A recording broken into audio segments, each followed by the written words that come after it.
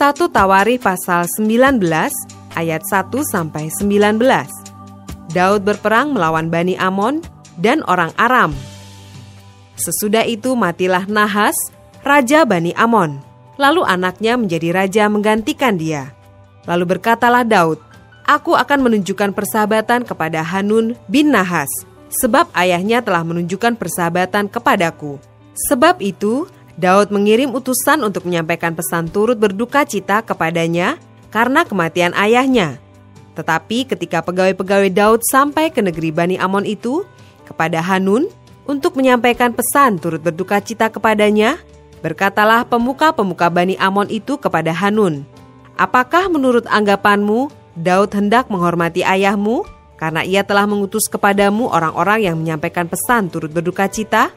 Bukankah dengan maksud untuk menyelidik, untuk mengintai, dan menghancurkan negeri ini, maka pegawai-pegawainya datang kepadamu?" Lalu Hanun menyuruh menangkap pegawai-pegawai Daud itu. Disuruhnya mencukur mereka dan memotong pakaian mereka pada bagian tengah sampai pangkal paha mereka. Kemudian dilepasnya mereka. Ketika mereka berjalan pulang, diberitahukan kepada Daud tentang orang-orang itu. Lalu disuruhnya orang menemui mereka, sebab orang-orang itu sangat dipermalukan. Raja berkata, "Tinggallah di Yeriko sampai janggutmu itu tumbuh, kemudian datanglah kembali." Setelah dilihat Bani Amon bahwa mereka telah membuat dirinya dibenci oleh Daud, maka Hanun dan Bani Amon itu mengirim 1.000 talenta perak untuk menyewa kereta dan orang-orang berkuda dari Aram Mesopotamia, dari Aram Maaka, dan dari Aram Soba. Mereka menyewa 32.000 kereta, serta Raja Negeri Maaka dengan tentaranya, yang datang berkemah dekat Medeba. Juga Bani Amon itu berkumpul dari kota-kota mereka dan datang untuk berperang.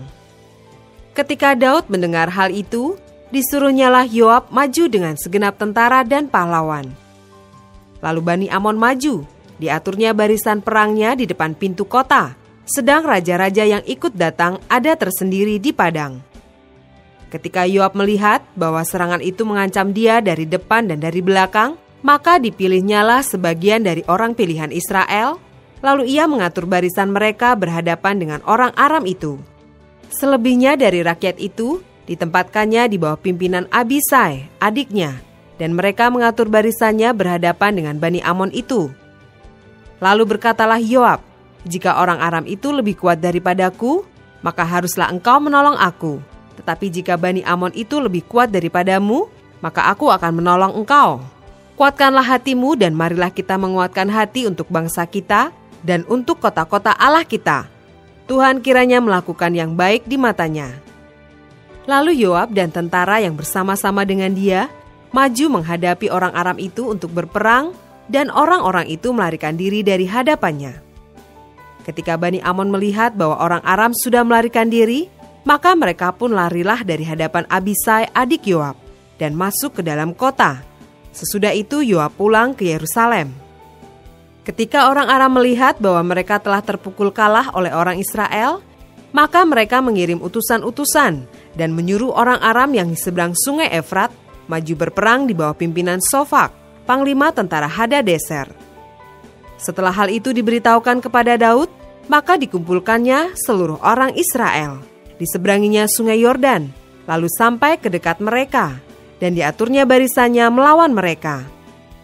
Ketika Daud mengatur barisannya berhadapan dengan orang Aram itu untuk berperang, maka mereka bertempur melawan dia.